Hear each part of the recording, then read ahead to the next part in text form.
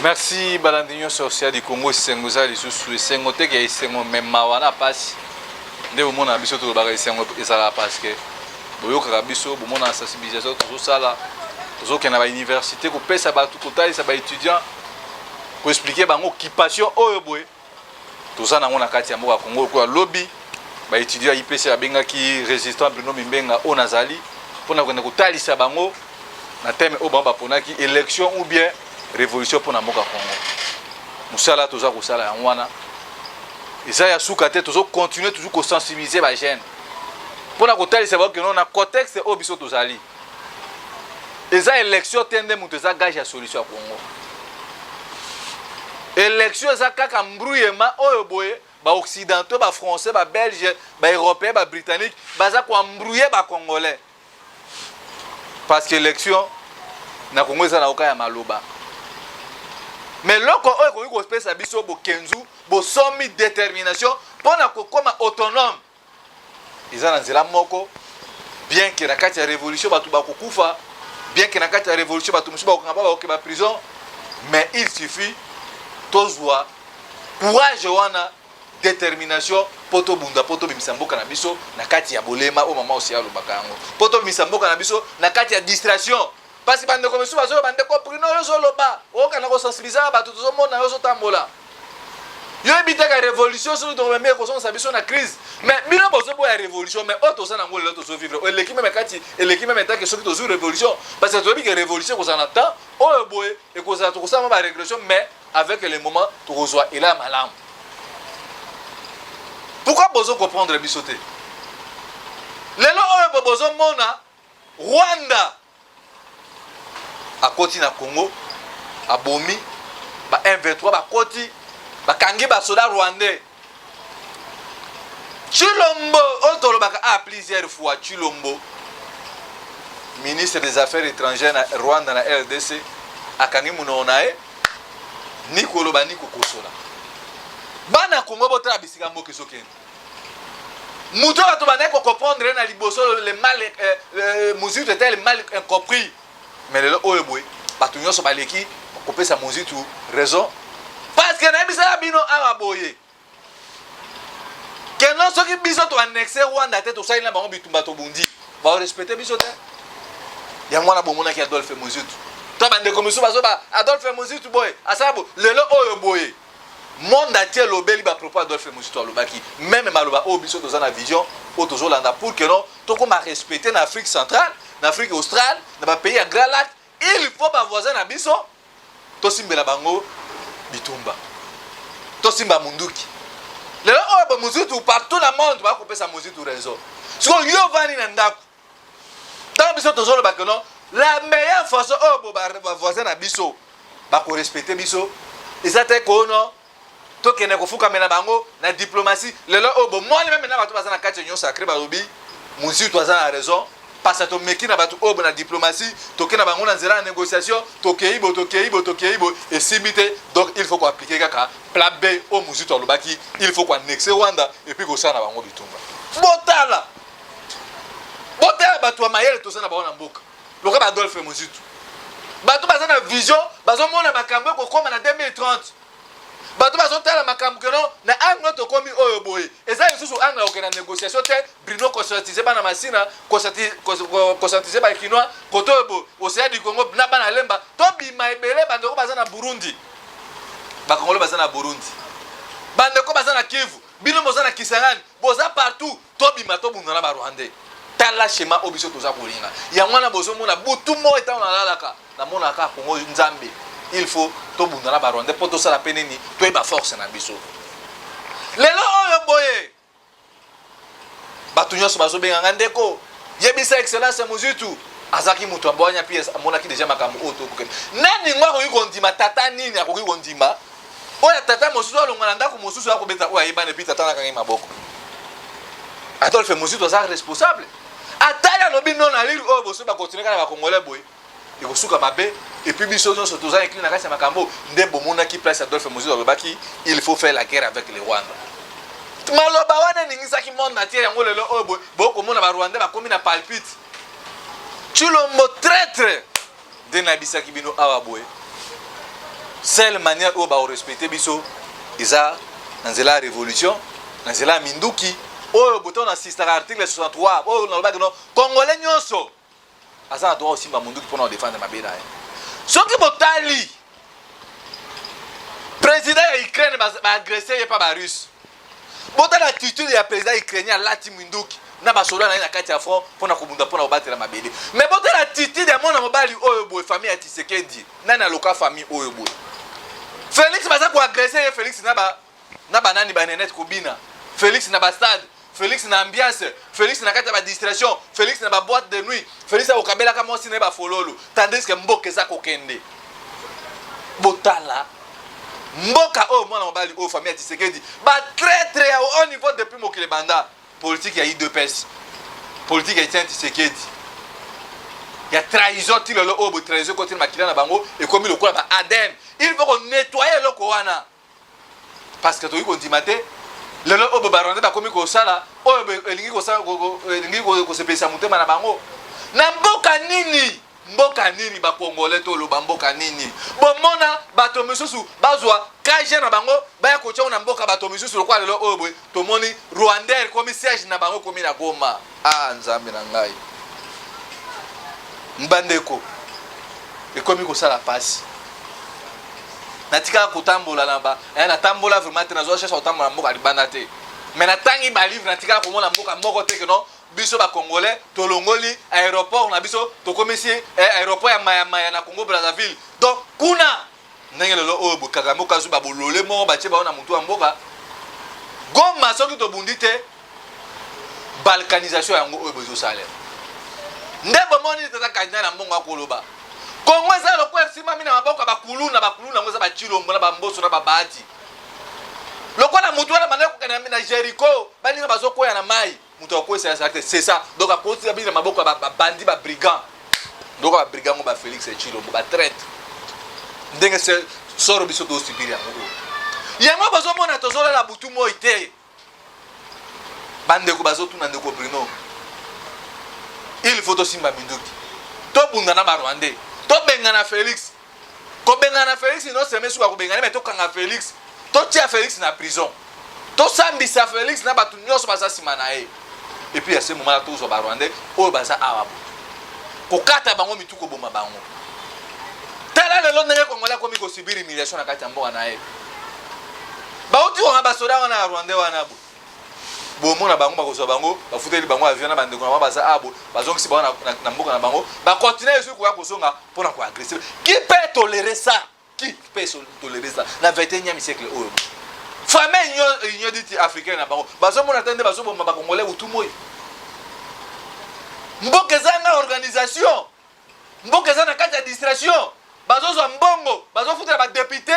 province nationaux bazo kena ko sala nini oyo kotala match tandis que ba Rwandais bazo kota déjà na kati ya mboka pona ko sema bena biso botala niveau ya boleba ya bato bazana ko diriger mboka oyo nani ngwa ko sema eloko abo yango na lobby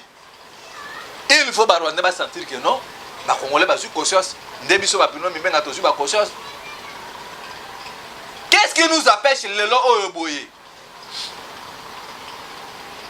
biso ba Congolais to yikote mato bunda ba Rwandais est-ce que ba ko gagner biso soki toza na organisation ya malamu to ko gagner ba Rwandais bazo boma depuis Adolphe Mobutu to sala déclaration wana to bunda ba Rwandais ba leader politique congolais tout ba koma ba kanga minoko na bango ba banga mais bota le lombe mobile Adolphe Mobutu a lobby il faut to bunda ba to ndenge Bruno Mimbenga ba ate to le kana ba itando mikira ba chaîne ba télévision mine to ko déclarer guerre na ba Rwandais ndebe to za na processus ya ko kitana ambassade ya Rwanda ko tia cadena bino ba policier congolais oyo boye bozo mona makambo zo le kana Goma bo soutenir biso bino ba policier to zo bunda bitumo pona bino salaire na bino wana bazo futa ba soda ba policier rwandais mais biso to zo bunda bitumo pona mboka yango na zo bengisa mona congolais tout tango to zo kitana ambassade ya Rwanda policier abeto zo ngisela policier oh Sylvano Kasongo beta paye besuka zo abeto zo ngiseli parce que trop c'est trop o ekomi ko le kandelo nani ako sebenelo kwa bo soko to zaki na batu wa boye lokola ba Adolphe Mobutu to zaki na bango 20 15 osangisi biso na ba Bruno Mimbenga ba résistant o tozo ya na mupepe ya ko sauver na biso n'est-ce pas que déjà ba donner monsieur ngaki changer na wakati ya mboka na biso soki na ba maman lokola ba maman océan n'est-ce pas makambo ngaki changer mais tala ba leader politique congolais tout baso banga koloba makambo randa owe pona ni ba ko pasonner ngai pona ni ba yebi ke bazana kate ba finité na ba rwandais yango nazo bengisa bino ba congolais tout ça déjà en cours de processus tozo kangisa ba makoki pour que nous permettre biso l'ambassade à Rwanda ou Eboe. Ba vitre wana ife sopa. Ba vitre ambassade à Rwanda ife sopa. Na drapeau na bango ife okata ko tumba. Détermination biso toza na moya moya. Mboka yuko sala bote na humiliation ya genre ngolenge o Eboe. Mboka za na distraction ba ko foutre ba député nationaux $3,500 $3,500 pour pas que ko tambola ka bolema na kati ya Maroc. Tandis que bandeko na biso Ituri lelo oyo boy état de siège Chilomba décréta pour bandeko ba Rwandais et comme il a 2500 morts ba ko boma Félix pour le bilo monter président paresseux peureux président bazo boma oya bato yeza na bambiase parce que Félix vraiment ça na muto zo réfléchir vraiment bien le quoi bolole moko bandeko biso IDPS oyo boy akoloba to ko sa esumu kinza te po bandeko ba ko kufa na est c'est vrai et le ko bandeko na biso akase ba koloba yango oyo boy Félix a commis soda pas qu'on a commis na ba Rwandais bino ba kasaye bino ba ndeko na biso IDPS tant que vous sauvez Moko on dit ça vous prenez ça comme bavantier ba propos na bino ba audio bozo sala wana tout ça ko garder yango le cas bino bolobi que non Félix a ko séparer les sous-souté donc Félix a na droit à ça ba bêtise na e abinate alinga ba cité po ba to ba ko kufa na est on dirait ba to ba ndeko fa lelo tala ba propos ba congolais ba ndeko na biso akase ba ko loba botala ba propos oyo boy et ça va propos moko o ekoki koloba matin na kati ya mboka yango wana nazo bengisa ba congolais nyonso bande ko na biso ya Kasai to kaisa ke no to zana bino to muna bitumba obo pona mboka mais bino utalisi biso bizaleli na bino bozo défendre makambo o Félix azo sala teki mboka bino bozo défendre ndeko na bino poza muluba mais mota na Kasai ndenge Kasai komi lelo o eboy même à l'époque Kabila ozaki Rwanda to banda ko benga Rwanda awa mateke ezalaki na ba 80 francs lelo oyo boy est-ce que ba famille wana le mona ta mateka na 80 francs bokene na zando papier mouchoir ekomi na 500 francs maman sauti na zando awa no kosoma semula fufu saki ya fufu kaka po apesa mosi ya nani andeko na biso liki mulo na era Adolphe Muzitu zaki na 15 000 mais lelo oyo boy saki ya semula fufu ekomi na 70 000 francs congolais. Et puis bozo défendre ndeko na bino poza kasaye bokaboli déjà mboka lokwa bo réussir na mission na bino ya ko zo mboka bo pesa na maboka bapaya lokwa lelo o bo komi ko kabola ba congolais ba vanda suna unité te nzamba pambola bino mais boye bango tas de la révolution est approché ta ya libération mboka na biso goki vous allez fuir ce pays bozonga na Rwanda bisika oyo boye bolobi ke Félix azana droit ya kolinga basi azana droit ko sumba azana droit ko suba azana droit ko sala nyonso po bat ba ko fa est Félix ape mali susute bande kwa est boyoki ba propos la ndeko na biso ba kasende ba lobi donc bino bozo kufa parce que ko kufa na est bana mtu a Félix c'était wana za ba propos ba to IDPS mais biso ba Bruno Mimbenga to obi ke non Congo ezamboka oyo to benga mito vanda bomoko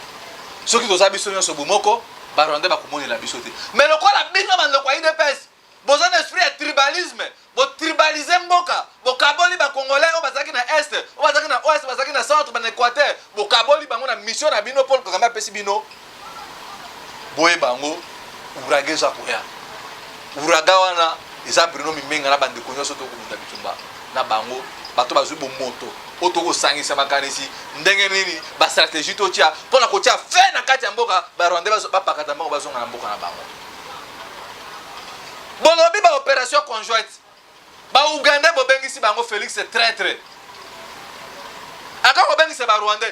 depuis 2015 ba Rwanda na ba Uganda ba yoka na ngate vous croyez que notre bato na ba na mboka na biso se ba yoka na nde awa Félix a fungoli lisusu chef de bataille ozalaka à l'époque na 1997 98 96 o ba Rwanda na ba Uganda ba bundaka na mboka na biso botala dimension ya mwana mobali oyo bo ya mwana papa Honoré Nganda zaki na réseau bande ko na pareko ya koloba ke non soki to sali très attention te to bengani Félix était mboka wokende na pesi papa Honoré Nganda moli mone pe ma ya bisika bati ndelelo oyo bo yango to zo mona balkanisation à ciel ouvert social à peuple abandonné c'est sécurité na mboka ezala kutu lusute ba sola ba kosoma bateni bango moko yango na bengisi bino bande kulanga lusanga pasi na motema jusqu'à 4 okena ba bêtise oyo tango ba ukrainien bazo bunda pona mboka na bango bien que baza muke mboka muke par rapport na ba russe pourquoi biso pe ba connaître ko bunda te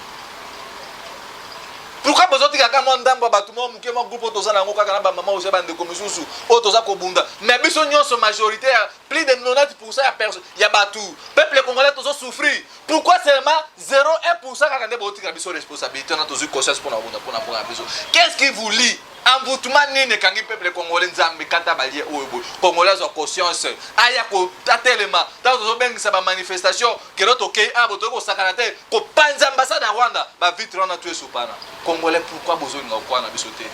poto za mike peut-être pour na za kitoko te poto za na mbongo te ngo boli nga kwa na biso te na mamboka miso to mo ande jeunesse moto zo telemisa batu na biso to ba leader d'opinion et ça tete to lobaka na télévision to suki a mais to lobaka ngo to za pe na terrain siko bolingi bo croire na nani mboso bati ngobila wana akoma nae na ba Rwandais asombi ba militaire IDPS élection ezate na mboka na bisabino combien de fois et puis soka élection ezate dialogue ko sale matin glissement pe ko sale matin et là ko sale na Congo ndeto yebi révolution soki ke ba leader o ba obanga prison o ba zo kwa ko sala déclaration ouvertement ko sa guerre na Rwanda ba lobité Bruno Mimbenga yo to ko loba ngona ko sala déclaration na ko bengisa ba journaliste nyoso ko yebi sabino à partir ya lelo na pouvoir o ya mvuluzi ya kipamvita ya Simon Kimbangu ya Lumumba ya Paulo Kito ya Pierre Mulele na so telemisa peuple na ngai lokola Moïse pona ko libérer moko na bino ine na lebisi bino na promettre bino lelo ya wana parce que na yebi ke ba leader politique congolais bazo banga liwa bazo banga prison peuple congolais je suis jeune nandimi ko travail pour na mboka na ngai naza na mboka mosusu te iska na okende naza mwana Équateur territoire na biso Bumba secteur na biso Itimbiri groupement ya Molo ta village na ngai ya Singa mais naza isu muto Équateur te na koma muto ba congolais nyos na koma africain oyo bobatu ba côté espoir pour na biso na kati ya Congo nous sommes trahis mais il faut que non to buma page wana o bato ba trahi biso to reconstruire histoire ya Congo quel pays au monde eux a ça la soni na Afrique soki Congo te sous un président compétent lokola la Félix un berger aveugle qui veut conduire le pays qui veut conduire toute une nation na dérive yango wana bandeko bozo mona musala o Bruno Mimbenga ko sala ko conscientiser ba jeune pour les préparer pour na kozwa relève ya lobby totalité zeli de part et d'autre solution ikelevé bapangi na munu ya vesa bepesa munu maboko mesangisa maboko to bunda na batu oyo boy bande konanga bambuza bande konanga baswahili tala mboka ndenge simba mina désordre Félix ateki mboka bisika tout Félix azokene so ke ko sala toilette nde bande konanga baluba balobi ba Rwandais baza kuna Félix abisika to okende akena Dubai to moni ba Rwandais Paul Kagame azaki pe na Dubai na président ya France ancien président français Sarkozy na bisa bino na kwa pesa bino ba révélation ba kena Jordanie Sarkozy azalaki Paul Kagame azalaki ba dirigeant oyo boya Afrique omiso bazalaki kuna bakende ko sula nini bakeko intimider Félix dans le jour il quitte ndebo moni incursion ya ba M23 wana ba Rwandais et sous kobotama pour nini parce que ba comprendre que Félix c'est un marionnette un président compétent ngaona na bisa bino cible na Bruno Mimbenga za Félix c'était cible na biso bituma biso ba Congolais Rwanda il faut ko attaquer mbala moko mutu ko katalie wana mambo ye katana mboka lokola ko moto ko za maviote lokola Félix azama ele muke ako kena ko louer avion ya Rwanda pour eux même joueur congolais tala niveau d'image ya mutu dans la bisa bino que non serve ya mukuse ya Félix bon wani place compétence ya Félix ezali problème ya Félix azana un problème à université classe parcours scolaire à Félix et banité Félix a bien ko so na mboka te ndebo mona désorganisation nyoso za ko faire lelo ba professeur université ba ko futa maté ba député provincial kuna 30 mois bafuta makate ba député bakufaki awa na mai ndombe moko basundoli à l'hôpital Mutombodi Kembea azangi kisi azangi loko kolia abandonné pour nini nous avons des délicats au sommet en Mboka. Alors chers compatriotes na biloko abonde ko yebisa biso que Félix azo mérité ko la présidence de la République et président en conscience baso boma wa yeba to avani yena ba ambiance na ba champagne na ba téléphone na basi eloko Félix ya yebi ya mwana donc na bureau Félix azaka isuni eloko muso osala te ako dilapider mbongo ya caisse ya trésor public na ba voyage improductif voyage zo produit eloko moko te et puis ba ndeko na biso ba nyangara kata o ba IDPS ba ko fungula mbanga na bango ko ba keno Félix azana droit ko vivre tandis qu'il y a plus de 90% ya batu bazana souffrance bino bozo fungula minoko na bino ko ba ke Félix azana droit ko vivre lokola batu nyonso passe na motema bandeko na ba tout ça pour préparer activité ambassade à Rwanda tout ça a besoin de soutenir pour que non hémorragie oyo boy na ba Adolphe Mozitu bato baza na conscience to kata yango na ba ndena lobaka toujours liboka pilipili silence na mbo moto ya mbala oyo boy vitre on a watonga ambassade à Rwanda ba vitre ko sopana na Kinshasa bino ba policier rwandais bino batu oyo bobozana bopesa ba ordre bobongama parce que moi avril tozo ya kukuta na bino liboso ambassade ya Rwanda ya lelo tosuki awa boy toza toujours na sensibilisation nde musa naza ko sala pona ko conscientiser bazen bajen pour que tozala belé na ambassade ya Rwanda ko sopa vraiment ambassade ya Rwanda qui dans assez et puis ko kanga ngo une fois pour toutes numéro ezali wana plus 243 81 73 11 702 plus 243 81 73 11 702. Merci na papa Emmanuel na Toulouse. Merci na maman Jolie, merci na maman Adolo. Ope sape maman merci. Na onyo soboza ko sala pona biso ba résistant. Na oyo lo sambo na bino bozo sambela. Nzambe apambola bino. Na nzambo biso tozo kwa. Bope sa biso confiance pa maman Jolie. Toko gagner bitumba oyo bo puis toko benga Félix. Omona wapi? Soswaka ba peste. Ya lelo na suki awa boy. Soki nzambe alingi nde tokutana na bino na mikolo ezali koya ingeta